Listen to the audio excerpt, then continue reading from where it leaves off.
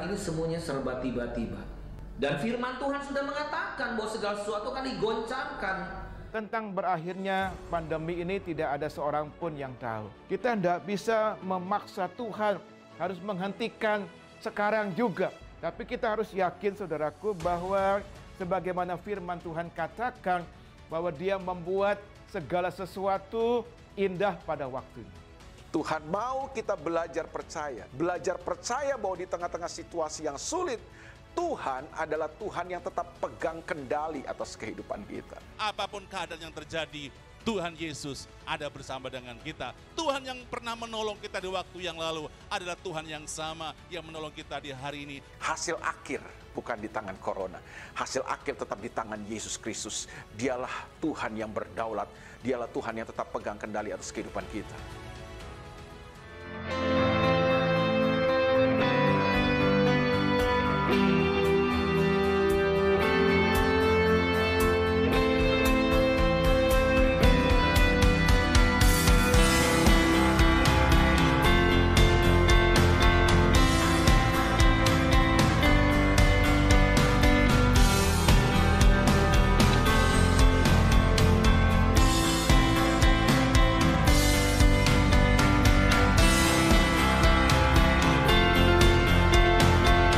Puji Tuhan, Tuhan datang dengan firman-Nya.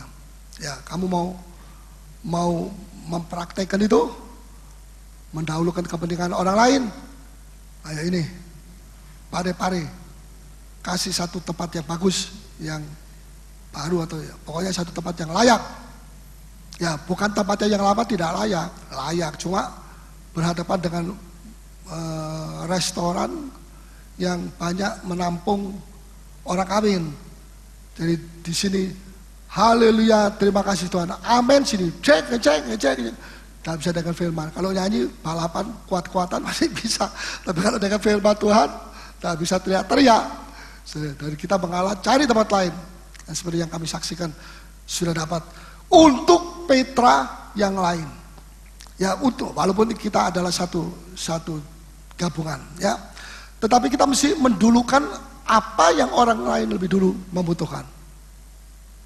Soal pembangunan, Jehovah Jireh. Katakan kiri kanan, Jehovah Jireh. Ya, Jehovah Jireh. Ya, puji Tuhan, Tuhan begitu baik sekali. Nah, syaratnya harus ada kesatuan dulu, baru kemudian setelah ada kesatuan, kesehatian, Tuhan baru berkarya di dalam kita. Nah, kesehatian tidak bisa terjadi selama orang masih mendulukan kepentingan pribadi. Buktinya Tuhan Yesus tidak mendahulukan kepentingan pribadi. Ya, Tuhan Yesus disalib dan waktu bangkit luar biasa, luar biasa. Yesus bangkit atau separuh bangkit? Bangkit full. Mestinya murid-murid sukacita. Iblis yang frustrasi, dibunuh kok tidak kena, kok bangkit lagi. Mau dibunuh lagi ya tidak mungkin. Kalau satu kali menang tetap sampai selama-lamanya. Mestinya iblis frustrasi, tapi sayang banyak orang Kristen di Yerusalem pada satu bahkan murid-muridnya termasuk Petrus, CS, mereka itu tidak percaya, mereka yang frustrasi. Bodoh rohani. Coba kita mesti berhati-hati dalam hidup kita. Kadang-kadang kita mengalami sesuatu yang mestinya itu tanda Tuhan memberkati, Tuhan menolong, menjawab doa, tapi saudara jadi lemah. Padahal Tuhan sudah bangkit, kok murid-murid masih jadi lemah. Thomas tidak mau percaya, aku tidak mau percaya kalau Yesus bangkit, suruh datang ke sini. Enaknya saja kalau juru Tuhan Yesus ya. Nanti saya mau lihat, kalau saya bisa masukkan jariku di dalam lubang, aku percaya Yesus bangkit. Itu kebodohan dari seorang yang bimbang. Kebodohan ya. Apa sebabnya? Yesus sudah berkata, kasih tahu sama Petrus, aku bangkit. Kok Petrus ini tidak percaya? Petrus pendek terus. Rohaninya loh, jangan tersinggung. Kalau tersinggung bukan hati hamba itu. Adanya pendek tapi sudah dalam proses bertumbuh. Jadi nanti dia bisa lebih tinggi daripada saya. Ya, Tuhan itu begitu baik sekali. Sebab itu ada hal-hal kita mesti penting untuk kita membuka mata hati kita supaya kita tahu bahwa peristiwa ini tanda atau serangan ini tanda apa? Tanda iblis sedang frustrasi. Betul? Ya. Kalau gereja mati, dia tidak frustrasi, biarin aja dari pendetanya sampai majelisnya semua mati. Tiap minggu mereka bikin gereja, tapi tidak ada perubahan, tidak ada sesuatu yang dampak yang untuk kota kita. Iblis tidak akan diganggu. Tapi kalau iblis lihat gereja itu diberkati dan kasih karunia Tuhan luar biasa di situ, iblis mulai frustrasi. Dan karena frustrasi dia coba menyerang dari pihak sini, coba menyerang dari sebelah sana, dari sebelah sana lagi, dari sebelah. Jangan heran, dulu saya heran. Ya, kenapa Tuhan gereja ini diberkati tapi kok banyak. Dan sejak diberkati itu tahun 80 atau tahun 90 ya. Sejak diberkati, serangan-serangan mulai datang. Kemudian Tuhan memberitahu kepada saya, jangan takut. Ini menunjukkan iblis frustrasi. Kalau musuh sudah dikatakan frustrasi, itu musuh itu menang atau kalah? Kalah. Lah kenapa orang Kristen frustrasi, niru-niru? Betul?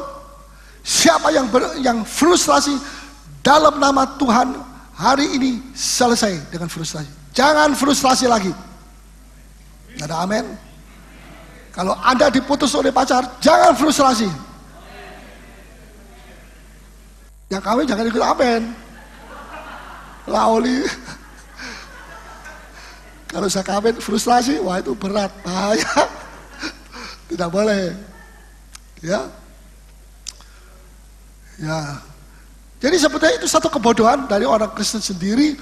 Ya, satu contoh lagi, Petrus di penjara dibuka oleh malaikat, bisa keluar, pintu-pintunya bisa terbuka, habis itu tutup. Seperti banyak pintu yang seperti begitu di Jakarta terutama. Ya, kemudian Petrus pergi ke rumahnya Markus, ketok-ketok. Rode pembantunya bilang, wah, Om Petrus ini. Saking giranya dia tidak bukakan pintu, tapi dia lari masuk ke dalam, ibu-ibu sedang berdoa, mohon Petrus dilepaskan Tuhan dan sebagainya. Mereka dikasih tahu sama Rode, hei ibu-ibu, Ibu Markus termasuk, Ibu Maria, itu ada Petrus di depan. Ah, kamu tuh ngigau ya. Nah, kalau orang-orang yang begini sudah tidak percaya, sudah frustrasi. Apa sebabnya? Karena mereka juga turut frustrasi. Niru siapa? Niru si jahat ini, iblis ini. Jadi jangan kita meniru. Kalau kita meniru iblis, kita akan kehilangan banyak perkara yang baik daripada Bapa kita di surga. Amin. Tapi kalau kita mau terus melihat, ya, terus melihat dan terus sampai Tuhan Yesus datang, kita akan menuai hal yang luar biasa. Amin. Nah, saya mau akhiri dengan sikap hamba. Ada 4 poin. Mungkin 1 poin atau 2 poin ya. Sikap seorang hamba, ciri seorang hamba itu apa? Poin pertama, bersukacita. Bisa jadi dia melakukan sesuatu tapi dia tidak bersukacita. Dia mengatakan, mengapa saya terus begini? Mengapa majikan saya tidak membawa saya kepada level yang lebih tinggi? Dan sebagainya, dan sebagainya. Ya. Tapi tetap dia bersukacita. Pelayanan apapun dia tetap bersukacita. Tidak milih-milih, pilih-pilih. Ya, coba kalau sudah punya pembantu kemudian pilih, oh saya tidak mau itu ibu, saya tidak mau sapu di sana, saya mau sapu di sini, saya mau piring ini, saya tidak mau piring saya. Kayak tahu keluar saja, bukan kami yang dilayani kamu, kami yang melayani kamu. Tapi dia melakukan satu tugas seorang hamba, tapi tidak punya hati hamba. Dengar baik-baik. Ini ciri golongan yang paling banyak di dalam gereja, yaitu dia seorang pelayan Tuhan, tetapi dia tidak punya hati seorang hamba. Buktinya apa? Suka tersinggung, suka ini, suka itu, suka marah, suka kopi, suka kritik, suka apa macam-macam, suka contoh Makassar, ya tidak apa-apa, itu tidak apa-apa. Jangan terlalu banyak, ya. Firman Tuhan itu membuka, ya toh ya. Seperti pelita, kalau disampaikan itu seperti pelita yang menyala. Oh, kalau begitu saya ini masih salah ini melayani Tuhan kok begini. suka bersungut-sungut ya, dan sebagainya. Ya. Kita lihat dia sudah melayani. Tapi Allah melihat hatinya, selalu dikatakan Allah melihat hati. Saul dibuang sama Tuhan tetapi diganti oleh Daud. Kenapa? Karena Tuhan melihat hatinya. Bukan pendidikannya dia sampai di mana, bukan kecantikannya dia, gantengnya sampai di mana. Bukan itu. Ya, sekalipun masalah pendidikan tidak menjadi soal ya. Petrus semua juga tidak punya pendidikan. Tapi kalau Roh Kudus, tapi jangan orang muda terus berkata, kalau gitu saya tidak mau masuk fakultas dokter atau apa. Karena Paulus bilang, tidak usah itu semua. Kita tuh jangan bukan frustasi, ekstrim, jangan kita ekstrim. Ya. Orang Kristen ekstrim itu tidak dipimpin Roh. Lihat saja kalau orang berkata sendiri bilang, Tuhan bicara kepada saya, nanti dulu. Kalau saya bilang, nanti dulu. Apa tandanya Tuhan bicara? Nah, biasanya banyak nabi palsu itu ngomong begitu. Belum apa-apa, supaya menarik hati. Tuhan bicara kepada saya untuk gini. Dan saya tidak mau 100% menanggapi, kita doakan. Kalau memang dari Tuhan ada contoh-contohnya. Ada hal-hal yang ciri-ciri yang terjadi. Kalau tidak, ya sebab itu kita boleh ada nubuat, kita boleh ada mimpi dan sebagainya. Tapi firman Allah harus mutlak tidak bisa diabaikan. Kenapa? Karena nubuat masih harus diuji. Tapi firman Allah tidak pernah diuji, tidak perlu diuji. Bahkan ini yang menguji nubuatan, menguji perkataan orang, menguji apakah dia nabi benar atau nabi palsu, menguji mimpinya benar atau tidak. Dengan ini, kalau dengan pikiran kita sendiri, kita kasih batasan-batasan yang keliru, tidak sesuai dengan firman, nah kita juga turut salah. Ya, jadi ini demi kebaikan kita semuanya supaya kita mengerti. Nah, tugas apapun beratnya, kalau itu dilakukan dengan sukacita, menjadi apa? Ringan. Haleluya. Tidak menjadi soal beratnya daripada tugas itu. Sampai di mana? No, tidak menjadi soal.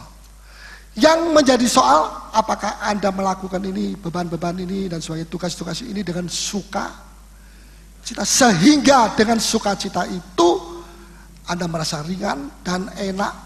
Kuk yang kupasang itu enak dan ringan. Bisa nangkap saudara? Makanya begitu banyak orang Kristen yang frustasi karena mereka merasa bahwa ini harus saya pikul. Padahal masih ada yang bisa meringankan kita. Yaitu jikalau kita melakukan itu tugas dengan bersuka cita. Nah, kerjakan itu. Sebab kalau tidak, saudara, begitu banyak energi rohani hilang. Keluar, bocor. Karena apa? Karena kita tidak mengerti bagaimana kita harus memiliki hati seorang hamba. Ya, mungkin sudah kebiasaan melakukan satu tugas, ya dengan muka mencucu, muka kamusu, ya. Tapi begitu saudara ingat kembali, iya, di dalam PA saya diajar supaya kita ini bersukacita dalam melayani, supaya tidak merasa berat, dan walaupun berat, tapi kalau dengan bersukacita itu akan bisa terangkat, terpikul, dan tidak lagi kita mengomel dan sebagainya. Kita belajar dari segala masalah-masalah yang datang itu. Satu waktu habis saya khotbah di satu kota, dibawa oleh tuan rumah pergi ke restoran mau makan malam, dan ternyata restoran itu sudah mau tutup. Sudah jam 10 Pak, tidak bisa ini, tidak bisa. Mereka mengatakan begini, ada penolakan ya, kelihatan dari wajahnya itu, kelihatan wajah kamusu, ya, berat hati. Tidak bisa Pak. Wah, kalau majikannya lihat mukanya dia, jangan-jangan dipecat karena ini mengusir langganan. Ya, dia bilang kalau bisa pergi ke restoran yang lain, jangan di sini. Dengan muka yang, tuan rumah bilang, kami ini lapar, mau makan. Siapa yang bayar kamu? Majikanmu? kami ini yang bayar kamu. Kalau udah ada langganan, tutup, kamu dipecat, tidak dapat duit. Baru dia sadar, oh gitu ya. Gitu ya, enaknya. Saudara, banyak pelayan Tuhan, hamba Tuhan seperti pelayan restoran ini. Oh udah bisa tutup, sudah nggak bisa. Ya, saya harap itu tidak terjadi di sini. Kalau jiwa-jiwa itu berkata, aku lapar, aku mau makan, firman Tuhan aku lapar. Oh udah bisa, sudah tutup. Tidak memiliki hati seorang hamba. Betul? Mari kita rubah semua. Sikap kita itu yang penting. Nomor satu, sikap hati dan sikap luarnya. Ya, satu waktu saya bilang sama satu pelayan Tuhan, mukamu tuh kok cemberut terus, kena apa? Ya, sebab dia punya banyak masalah, dia punya banyak pekerjaan, dan karena saya adalah bapakmu, saya harus memberitahu. Kamu masih perlu energi banyak untuk melakukan, tapi energi yang terbanyak sudah digerogoti setan, diambil dari kamu, dan kamu nanti melayani Tuhan dengan muka yang seperti Kain. Kenapa Kain? Yaitu Tuhan bilang, Kain setelah dia bunuh adiknya, kenapa sih mukamu muram? Nah kayak kamu tuh loh, muka muram. Saya bilang, kenapa? Ya, hei Kain, kenapa? Apakah tidak ada jawaban kalau kamu berbuat baik? Wah, berarti ada perbuatan yang tidak benar ini. Ya, pasal 4 ayat yang ke-7. Sebelah. Ayat 5 mulai. Ya. Tetapi Kain dan korban persembahannya, ya lebih keras, tidak diindahkannya, lalu hati Kain menjadi sangat panas dan Tuhan tidak muram. mengindahkan, Tuhan tidak mengindahkan. Ya, lalu hati Kain menjadi sangat panas, bukan panas tapi sangat panas, dan mukanya muram. Katakan sama-sama, mukanya. Sama di sini yang mukanya muram, perlu dipelepasan. Terus firman Tuhan kepada Kain, mengapa hatimu panas dan mukamu muram? Nah, hati-hati, yang hati panas, yang ada di sini, yang muka muram. Oh, saya melayani Tuhan 30 tahun, tidak penting 30 tahunnya itu, tapi hatimu panas atau mukamu muram, berarti tidak ada masalah di dalam kamu sendiri. Seringkali kalau kita salah, gagal, kita bilang ini salahnya dia, salah. Saul bilang salahnya rakyat, tapi Samuel bilang ini salahmu sendiri sebagai nabi. Ya saudara ya.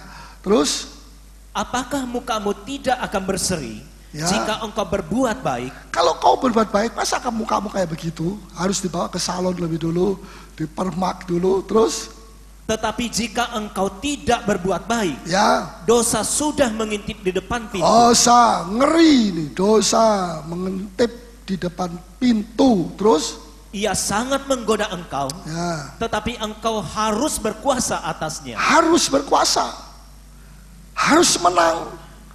Perlunya pengendalian diri, perlunya pengendalian emosi, perlunya pengendalian omongan. Ya, sebab kalau kita berbuat baik, tentu ada sukacita di dalam kita. Amin. Ya, kalau kita melakukan sesuatu dan kita tidak punya sukacita, hilang sukacitanya, kita mesti periksa. Apa sebabnya? Haleluya. Nah, sehingga Tuhan akan dipermuliakan di dalam kita. Mutu kita gereja akan terangkat. Kalau pelayan-pelayan Tuhan punya hati seorang hamba, mutu gereja ini akan naik. Tuhan tidak menilai bangunannya, sekalipun kita perlu bangunan juga. Tuhan menilai saudara-saudara. Dan lebih dalam lagi, yaitu hati saudara. Dan lebih dalam lagi, sikap Anda dalam melayani itu bagaimana?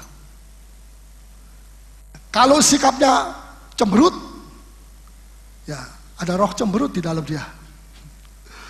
Saudara, jiwa-jiwa juga mengatakan, kami lapar, kami boleh masuk, kami mau dengar firman, kami mau pengajaran. Jangan sampai yang lama-lama ini Tidak penting itu saya sudah tahu. Awas, hati-hati. Saya ini 40 tahun jadi hamba Tuhan, masih nggak bosen-bosen membaca Alkitab. Karena setiap kali saya menemukan sesuatu yang baru. Nah, kalau saya menemukan sesuatu yang baru itu ada seperti sumur air yang mengalir dari dalam. Itu tidak bisa diukur dengan apapun juga.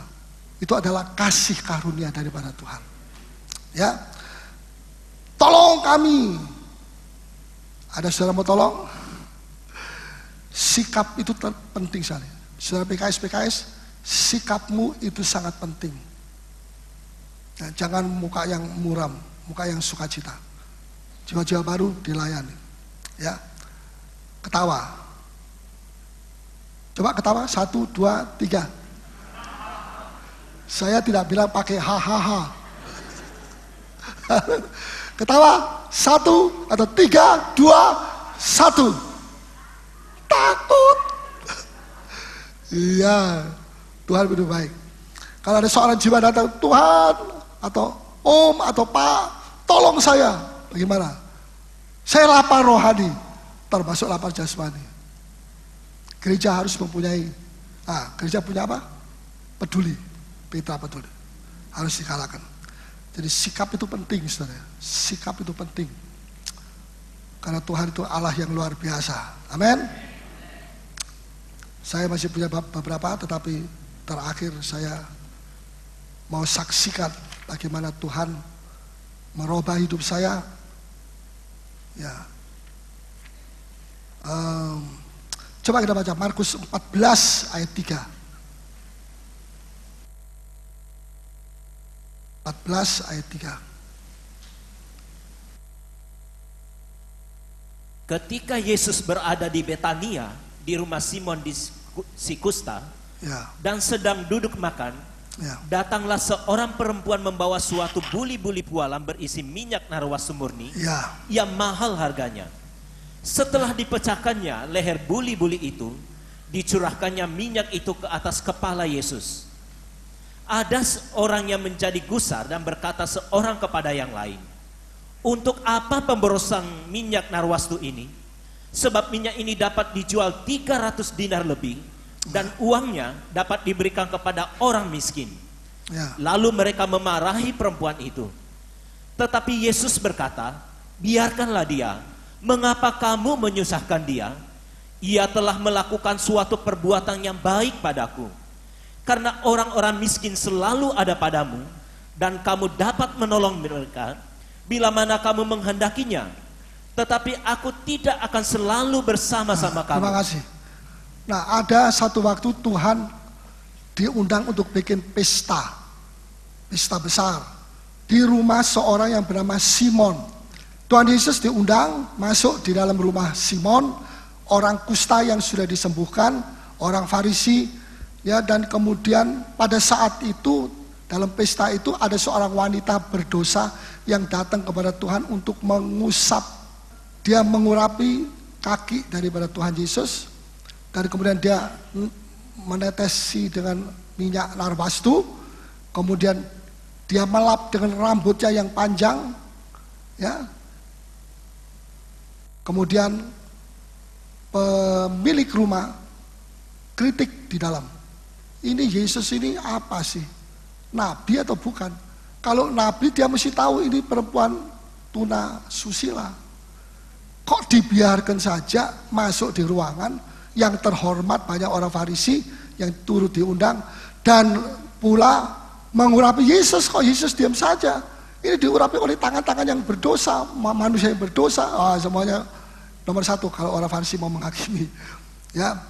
Nah, tapi Yesus bilang, "Simon, sejak aku datang ke sini, kamu tidak memberikan air untuk menyeka kakiku, sebab jalan-jalan zaman dulu itu tidak punya aspal, tetapi tanah biasa. Kalau kering, abu naik. Terompanya, sandaletnya kotor, kamu tidak mengambil air untuk mencuci." Kebiasaannya, kalau tamu yang terhormat itu datang, maka dia dicuci dulu oleh pelayan-pelayan, air yang bersih. Setelah itu dilap, kemudian dikasih minyak wangi, Di atasnya dicium, laki-laki, perempuan-perempuan, dipersilakan masuk. Pesta dimulai. Tapi itu tidak dia lakukan terhadap Yesus yang seharusnya, karena Yesus diundang dan Simon ini juga mengalami kesembuhan dari karakter dari kustanya, dan Tuhan membandingkan. Coba nomor 1, air biasa saja tidak disediakan oleh Simon, sedangkan wanita ini air matanya, bisa nangkap air matanya. Air mata itu keluar dari mana? Dari dalam Jadi dia melakukan pelayan Tuhan, hamba Tuhan itu melakukan sesuatu dari dalam hati. Dia punya hati untuk itu. Ya, pemerhati, namanya sudah pemerhati. Kalau tidak punya hati, bagaimana? Pemerhati, pelayan Tuhan, ya paduan suara, choir, worship leader, dan apa saja. Itu semua harus punya hati. Bisa mengerti saudara? Tapi kamu air biasa saja kamu tidak sediakan. Ini yang pertama. Ya, Simon versus wanita berdosa. Air mata. Ini penting sekali. Tuhan senang kalau melihat kita melayani Tuhan dengan hati. Tidak selalu harus dengan air mata, tapi dengan hati kita. Pasti kalau kita melakukan sesuatu dengan hati kita, kita punya tanggung jawab yang baik di hadapan Tuhan. Yang sangat keliru adalah orang yang melayani Tuhan tidak punya hati. Punya uang tapi tidak punya hati. Punya kepintaran tidak punya hati. Punya apa saja tapi tidak punya hati. Mutunya kalau gereja itu semua atau sebagian besar orang seperti itu melayani Tuhan tanpa punya hati, mutunya sangat rendah. Tuhan tidak suka. Mari kita koreksi. Ya. Yang kedua, Tuhan Yesus bilang, Simon, kamu tidak ngelap. Biasanya dilap sama kain gitu ya, setelah dicuci dengan air. Tapi wanita ini ngelap dengan rambutnya yang panjang itu. Dia tidak merasa, wah aku rugi ini nanti rambutku. Ini kan mahkota dari orang wanita. Ya, dia tidak pikir. Andai kata dia mengatakan, ini mahkotaku, sekarang aku persembahkan. Ini, saudara, lebih bermutu. Dia persembahkan.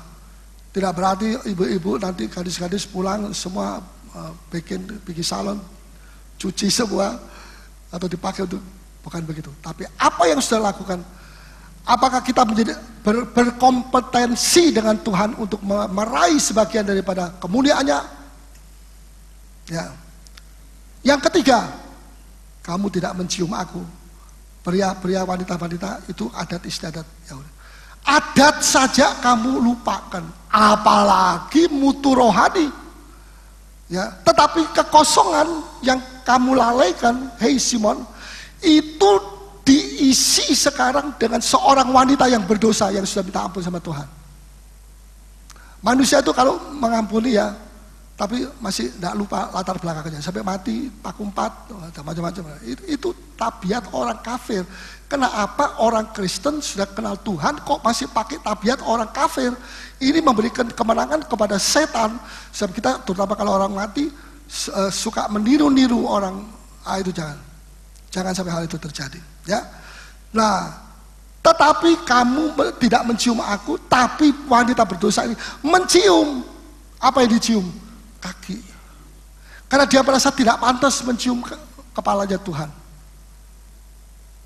Luar biasa. Ini ibadah seperti ini Tuhan mau. Ya, pengorbanannya luar biasa. Nah, kamu tidak memberikan minyak biasa. Sebenarnya minyak biasa saja dituangkan di kepala sudah. Tapi wanita ini menuangi minyak narwastu yang mahal harganya. Saudara, mutunya tidak sama. Saudara mau pilih yang mana? Silahkan. Mau pilih air biasa, semua biasa-biasa, ketemu apa kabar? Biasa. Ya, bagaimana gereja kita biasa? Luar biasa, bukan biasa saudara ya. Saudara melayani Tuhan dengan kain lap saja yang kotor-kotor.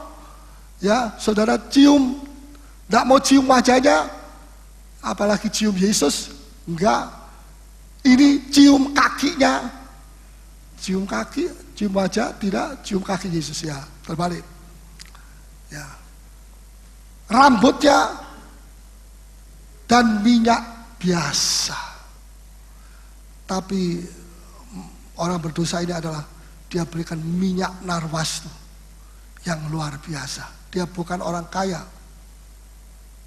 Biasanya itu disimpan oleh gadis-gadis Yahudi.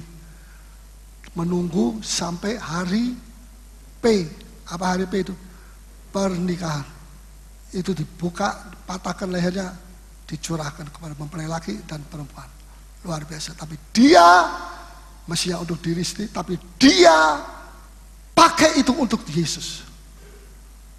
Luar biasa. Apakah saudara melayani Tuhan dengan hati? Kalau belum, mari kita bertobat. Kita berdoa, kita minta ampun sama Tuhan. Ini serius. Makanya banyak orang Kristen terus kena percobaan-percobaan. Kenapa? Ada hal-hal yang Tuhan tidak senang. Ibadahnya terlalu banyak yang tidak Tuhan senang. Hanya rutinisme, hanya kekakuan dan sebagainya. Mari, hari ini Roh Kudus sudah berbicara kepada kita sekalian. Dan pastikan saudara sebelum meninggalkan tempat ini, saudara sudah dijamah oleh Tuhan. Saudara sudah ditolong oleh Tuhan. Dirubah, tidak lagi seperti yang lalu. Tapi Tuhan ada di tengah-tengah kita. Mari kita bangkit diri semua.